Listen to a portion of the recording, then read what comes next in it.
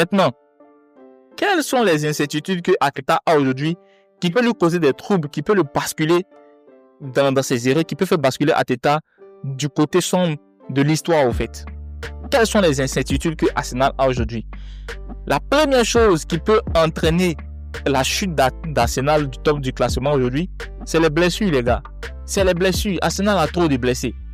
Arsenal a Gabriel Magalhaes qui s'est blessé cette semaine-là ou bien la semaine passée dans les matchs amicaux internationaux. Donc franchement, Gabriel, c'est un gros joueur d'Arsenal. Gabriel, il marque des buts, il fait des passes décisives sur le corner. On sait que Arteta, il a un système de jeu qui consiste à, même si on ne te bat pas dans le jeu, on va te battre sur les coups de pied arrêtés. Donc aujourd'hui, Gabriel qui se blesse, moi quand même, ça me fait mal parce que l'année passée, si on ne perd pas Gabriel, peut-être qu'on bat le Paris Saint-Germain. Si on ne peut pas Gabriel, peut-être qu'on est en finale de Ligue des Champions. Si on ne peut pas Gabriel, peut-être qu'on prend le titre. Je ne sais pas, il y a beaucoup de choses qui peuvent arriver si on ne peut pas Gabriel. Gabriel, c'est un élément très très important. Même pour suppléer à ça, Arteta a fait quand même des recrutements dont on va parler aussi, que je pense qu'il peut répondre présent. Donc ça, c'est très très important de signaler. Les blessures. On a Kai Havertz qui a potentiellement peut-être rechuté. On a Gabriel Ressus qui est blessé. On a Gyökeres qui est blessé. On a aujourd'hui Arsenal joue avec Merino qui marque 8 débuts. Mais Merino, c'est pas un vrai neuf. Merino, il faut qu'on se le dise. Merino, c'est pas Gyökeres. Merino, c'est pas Kai Havertz. Il marque des buts, mais il y a encore un mec qu'il faut toujours mettre parce que c'est pas la même influence que un Gyökeres aura sur le jeu comme un Merino. Merino, c'est un milieu. Donc il apporte son intelligence de jeu quand il est en neuf. Il participe bien au jeu. Mais c'est pas un tueur nécessairement. Voilà, c'est pas un tueur nécessairement. Et on sait qu'à Arsenal, depuis des saisons, c'est un tueur dont on a besoin. Aujourd'hui, on a des tueurs qui sont sur la touche parce qu'ils sont blessés. Et ça, c'est un point noir quand même au niveau d'Arsenal. La deuxième incertitude que aujourd'hui Arsenal a, c'est peut-être au niveau de l'intensité. Parce que le match contre Sunderland, on a vu que Sunderland a mis beaucoup d'intensité, beaucoup d'engagement. Arsenal a eu de la peine à rentrer dans le match. Donc pour moi là, Arsenal n'est pas encore à 100% au niveau intensité de jeu, au niveau physique de jeu. Ça c'est très très important parce que j'ai l'impression que quand une équipe va très physiquement avec nous, ça peut être difficile pour nous. Voilà, ça peut être difficile pour nous. Je ne m'attends pas nécessairement à ce que Tottenham vienne jouer très physique avec nous. Tottenham, ce serait un match ouvert, un match technique. Parce que ça ne sera pas forcément un match ouvert. Je me trompe là. Parce que Thomas Frank, qui est le coach de Tottenham, c'est un gars qui a l'habitude de jouer avec 3 défenseurs derrière. Mais subitement, aujourd'hui, la Tottenham, il joue souvent avec 2 gars derrière. Moi, je pense qu'il va arriver là avec une équipe là, avec 3 défenseurs derrière. Il va parquer le bus et il va jouer en contre-attaque. Il a fait contre le PSG, il a failli les battre en finale de Super Coupe d'Europe. Donc, il peut le faire. Et ça, c'est un problème à Arsenal. Arsenal, c'est plus d'intensité. Ça, c'est le deuxième point, la deuxième incertitude que moi, je voulais soulever au niveau d'Arsenal. Troisième incertitude, en parlant de Tottenham, Arsenal a du mal à jouer avec des low block teams. Les équipes qui ont un bloc très très bas. Voilà, Arsenal a un problème à jouer avec ce style de jeu d'équipe là. On a payé Eze pour potentiellement casser les lignes. Mais aujourd'hui, Eze, bon, ça serait un autre point là. Mais Arsenal a du mal. À casser les lignes. Ça, c'est le troisième point que je voulais signaler lorsqu'on joue contre des équipes qui ont un bloc très bas. Le quatrième point que j'aimerais signaler, qui est très très important, on a payé Eze en pensant que c'était le 10 qui allait remplacer Odegaard. Mais les gars, au niveau de la créativité aujourd'hui, il n'y a que Odegaard à Arsenal qui fait de la créativité. Il y a que Odegaard qui fait de la créativité. Les autres joueurs, c'est des joueurs qui ont des coups d'éclat. On compte beaucoup sur les ailiers quand Odegaard n'est pas là. Même quand Odegaard est là, on compte beaucoup sur les ailiers. À plus forte raison, quand il n'est pas là, on ne va pas compter sur les ailiers. Donc aujourd'hui, le jeu d'Arsenal est beaucoup sur les ailiers parce que Eze ne se retrouve pas encore, qu'on se le dise là. Qu'on se le dise, Eze a du mal, les gars. Eze a du mal à Arsenal. C'est pas le Eze qu'on a vu. Je sens qu'il est trop lourd. Et je sens aussi qu'il n'est pas encore au niveau de l'intensité où on attend. Voilà. Donc ça, c'est un point très très important. Parce que Arsenal a beau dominer ses matchs, mais on sent très peu l'influence de Eze. Et ça, c'est problématique parce que Arsenal n'arrive pas à être créatif.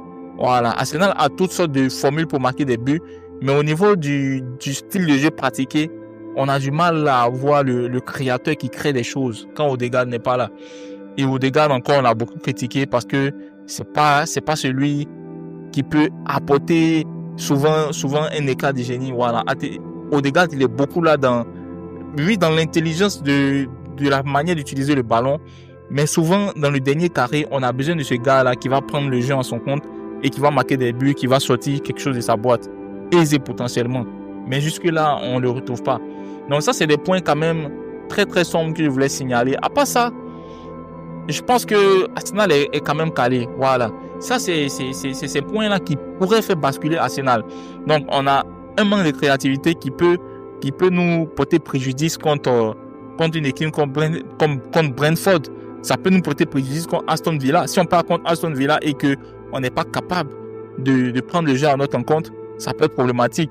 J'imagine si Sunderland nous a bousculé, c'est pas Aston Villa qui va pas nous bousculer avec Mike Dean qui est très très intense, dans des joueurs qui peuvent être très très intenses, des Onana qui vont impacter le jeu physique.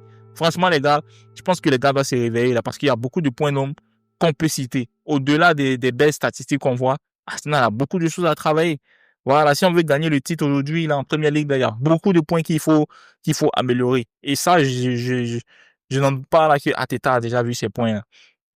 Maintenant, les certitudes sur lesquelles aujourd'hui Arsenal peut se reposer. Arsenal peut se reposer aujourd'hui sur sa défense.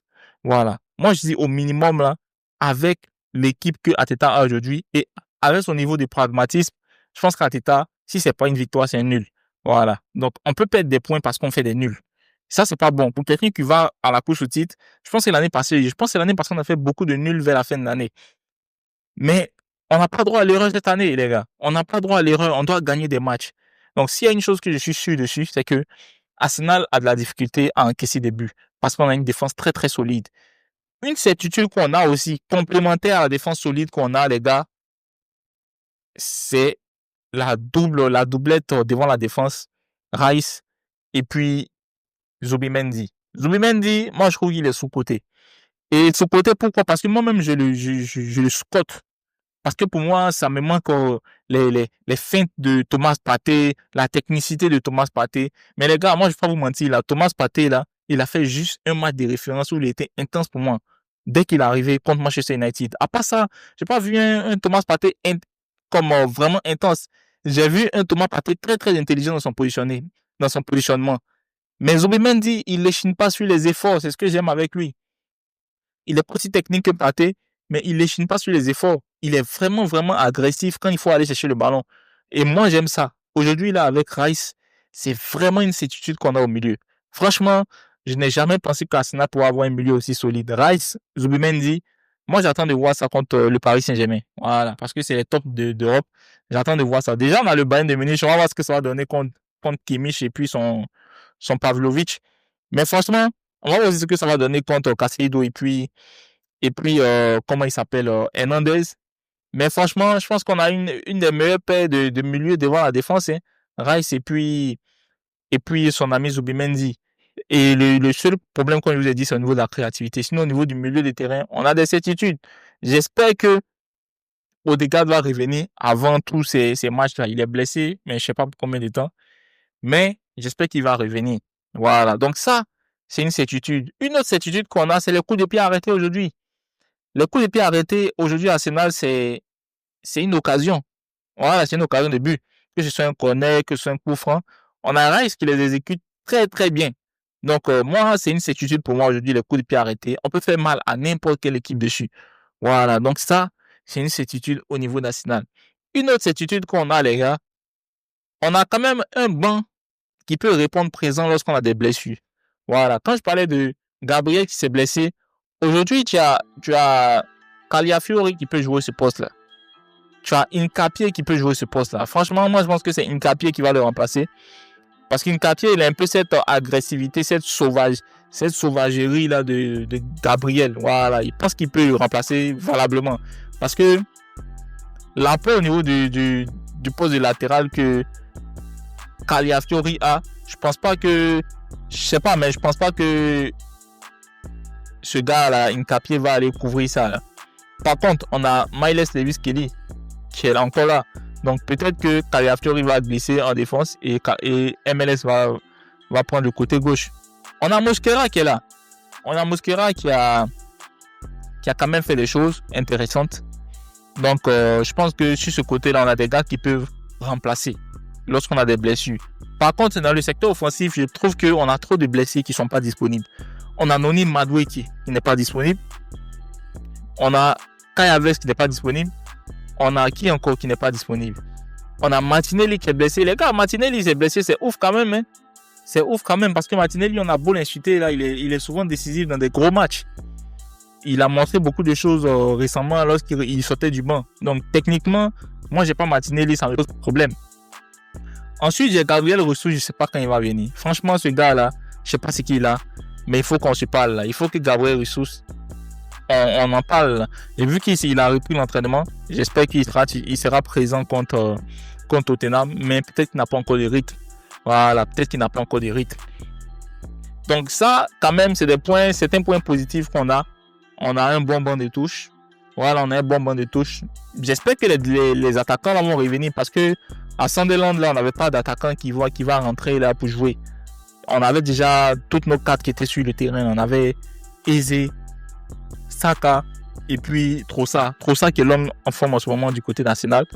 Donc, franchement, je pense qu'on a quand même quelques certitudes. Voilà. Et je pense qu'avec cette certitude-là, Arsenal est capable de traverser ce mois-là. Cette fin de mois-là, Arsenal est quand même capable de traverser cette fin de mois-là avec des points. Donc, j'espère que j'espère que ça sera le cas. Voilà. Maintenant, parlons des joueurs que Arsenal a recrutés. Si on veut faire un résumé aujourd'hui, Arsenal a recruté Mosquera, Arsenal a recruté Nkapie, Arsenal a recruté Zubimendi, Arsenal a recruté Gyökeres, Noni Madueke et Eze. Si moi je veux donner une note à chacun de ces éléments-là, on va commencer en défense. En défense, Mosquera, je vais faire une évaluation par rapport au prix qu'on les a achetés et par rapport aussi à l'apport qu'ils ont eu, l'impact qu'ils ont eu sur l'équipe.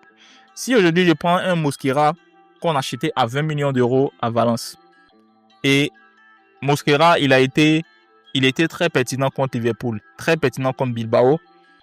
Il a fait peut-être des erreurs contre Newcastle, mais à part ça, je pense qu'il a fait aussi des erreurs contre Brighton. À part ça, Mosquera, il a apporté vraiment beaucoup de satisfaction.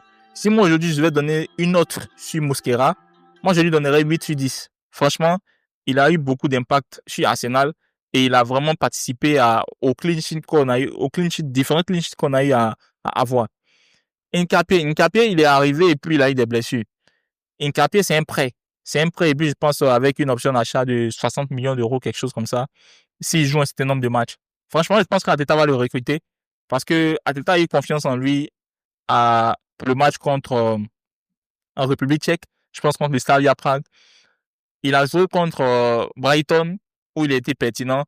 Donc, perso, pour moi, Mosquera, il a beaucoup plus d'expérience. Plutôt, Nkapie, il a beaucoup plus d'expérience que Mosquera. Et je pense que par rapport à son faible nombre de matchs qu'il a joué, par rapport aussi à son prix, comme je le dis, tout ça, je pense que lui, c'est un 6 sur 10. Voilà, c'est un 6 sur 10. Je vais lui donner une note de recrue. Quand on monte au niveau du milieu de terrain, Zubimendi, moi, je pense que c'est la meilleure recrue qu'on a eue. Zubimendi a joué pas mal, presque tous les matchs que Arsenal a eu. Zubimendi, aujourd'hui, il apporte beaucoup de points positifs. Je pense qu'une des raisons pour lesquelles on n'encaisse pas beaucoup de buts, c'est parce qu'aujourd'hui, Zubimendi joue. Zubimendi couvre beaucoup la défense avec Rice. Il est très bon à la relance. Arsenal domine beaucoup plus ses matchs. On a beaucoup plus la conservation du ballon. Donc, je pense que Zubimendi, c'est une très, très bonne recrue. Si moi, je vais le noter aujourd'hui, c'est 9 sur 10. Par rapport au prix auquel on l'a acheté, pour moi, c'est un vol. Il fait de très, très bons matchs. Il fait des excellents matchs. Donc, franchement, pour moi, aujourd'hui, Zubimendi, c'est un 9 sur 10. Il a fait de très, très belles choses. Si on remonte au niveau offensif, Eze, je pense qu'on a payé pour à peu près 70 millions d'euros. Eze a marqué un but. Je pense qu'il a marqué peut-être 2 buts, surtout compétition confondue. Il a fait 2 pas décisifs. Franchement, jusque-là, j'ai rien encore vu de Eze. Je pense que Eze, c'est une hype. Voilà. J'ai été l'un des militants pour lesquels il arrive. Parce que c'est un enfant du club. C'est un gars qui veut prouver qu'on a eu tort de le laisser aller. Je pense que Eze, par rapport à son histoire avec Arsenal, par rapport au prix qu'on l'a acheté, par rapport à l'apport qu'il a eu, l'impact qu'il a eu, pour moi, Eze, c'est une déception. C'est un 5 sur 10. Franchement, il n'a pas d'impact. Il n'a pas d'impact. Il, il n'accélère pas le jeu. J'ai l'impression qu'il est beaucoup statique. J'ai l'impression qu'il est dans la suffisance. Il pousse pas plus que son talent. Moi, j'ai des problèmes avec ça. Donc, j'espère qu'il va se réveiller. On en a besoin. Déjà contre Tottenham, qui a voulu l'acheter où il devait aller. J'espère qu'il va le faire mal le week-end, là. J'espère vraiment. On a Noni Madueke qu'on a acheté. Noni Madueke, beaucoup, ça c'est vraiment très très contrasté. C'est la note que je vais lui donner. Pour moi, Noni Madueke, c'est un joueur, il est dangereux. Il est dangereux, mais il n'est pas efficace. Vous voyez un peu ce que je veux dire. C'est-à-dire, il peut peser sur la défense. Il peut vraiment avoir un impact sur le latéral droit, occuper le latéral droit. J'ai vu un tweet là qui disait que le gars, il est fort dans l'équipe de backwing busy.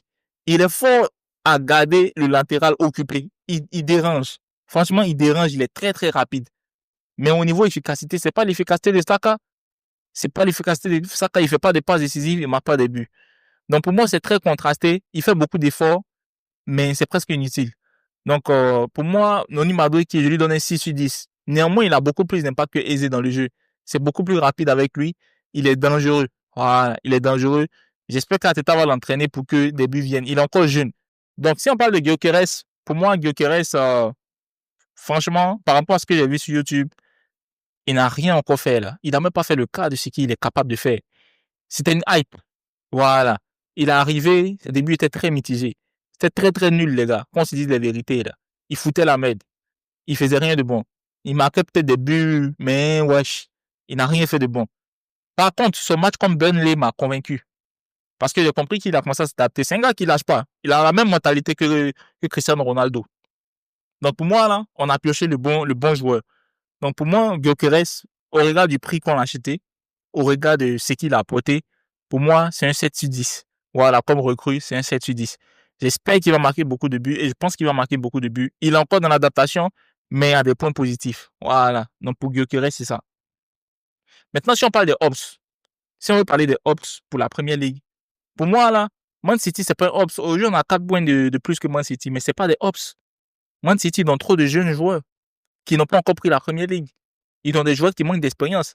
Man City vont aller perdre des points contre Newcastle. Man City vont aller perdre des points contre des équipes bidons à l'extérieur. Ils peuvent gagner à domicile, oui. Mais la Première Ligue, c'est gagner à l'extérieur. C'est ça qui te permet de gagner le titre. Aujourd'hui, pour moi, Arteta, il a l'équipe pour aller gagner des matchs contre les Aston Villa, contre des Everton à l'extérieur. Mais c'est là-bas qu'il faut gagner le titre. C'est là-bas. Sinon, contre les grosses équipes, on a un bon record. Mais le championnat, il se joue à l'extérieur contre les petites équipes. C'est là-bas qu'il faut aller gagner les matchs. Les Sunderland, faut pas aller perdre ces genres de points là.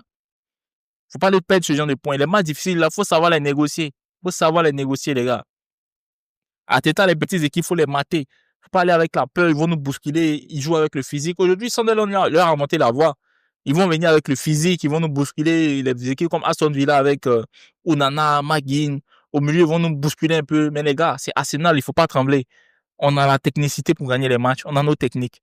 Voilà, si c'est trop chaud, on gagne avec les corners. Man City, pour moi, ils n'ont pas cette maturité-là pour aller chercher le titre. Donc, moi, ils ne me font pas peur. Ils vont se rapprocher. Le seul danger à Man City, c'est Haaland. Le reste, avec Doku. Le reste, là, ils ne me font pas peur. Voilà. Qu'on se dise la vérité. Maintenant, Liverpool. Liverpool, franchement, pour moi, là, c'est eux. C'est eux les vrais Ops. Si Liverpool se réveille que Arsenal n'a pas pris une longueur d'avance, on risque de perdre le titre. Parce que pour moi, Liverpool est une très belle équipe. Quand on s'est réveillé, ça risque de faire peur, là. Voilà, ils ont battu le Real Madrid dans la Ligue des Champions. C'est pas des tocards. Ils savent jouer au foot, les gars. Seulement qu'ils sont dans une crise. Tout le monde aura sa crise en Première Ligue. Même Arsenal aura sa crise. Donc franchement, là, il faut capitaliser maintenant.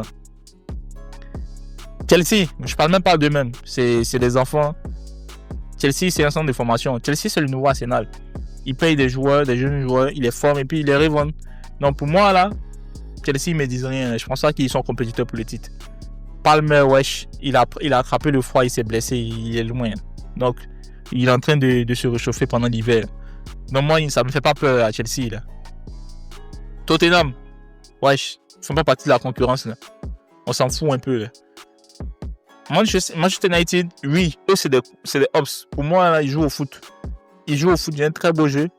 Ils peinent encore à se retrouver, mais ils peuvent être troisième. Ils peuvent être troisième, ils peuvent créer la surprise. Donc, pour moi, Manchester United, ils ont la matière pour faire quelque chose. Voilà. Maintenant, les autres petits, là, que ce soit Bournemouth, que ce soit, je sais pas qui est en forme en ce moment, là, ils font, c'est Bournemouth. Newcastle, eux, c'est des dérangeurs. Voilà, moi, je compte pas trop sur eux, là. C'est des dérangeurs absolus. Les Aston Villa, ils viennent pour déranger les gens. Donc, eux, on compte pas trop sur eux, là. Donc, franchement, c'est ça. Et je profite pour cette vidéo, là, pour vous annoncer que je fais mon premier live ce week-end, là, pour le derby de Londres contre Tottenham. Les gars, venez sur mon live. On va regarder le match ensemble. On va s'enjaillir en tant que fan national. Franchement, c'est un gros match. Je pense que ça sera une belle fête. Je pense qu'Arsenal va gagner. Mon score, c'est 2-0. Donc, j'espère que vous serez là, vous serez abonnés là. Vous serez là avec moi. On regardera le match ensemble. Donc, j'espère que cette vidéo-là, tu l'as kiffé. J'espère que tu vas me donner la force. Tu likes, tu t'abonnes, tu commentes. S'il y a des points sur lesquels tu n'es pas d'accord avec moi, commente, on va en discuter. Parce que pour moi, là, j'ai pas la vérité absolue. Je parle comme un fan, je suis pas un expert. Il y en a parmi vous qui comprennent plus le foot, qui connaissent plus le foot. Donc, donnez vos avis en commentaire. Si vous êtes fan national, si vous n'êtes pas fan national, on s'enjaille ici, c'est tout les gars. On prenez soin de vous et puis, peace.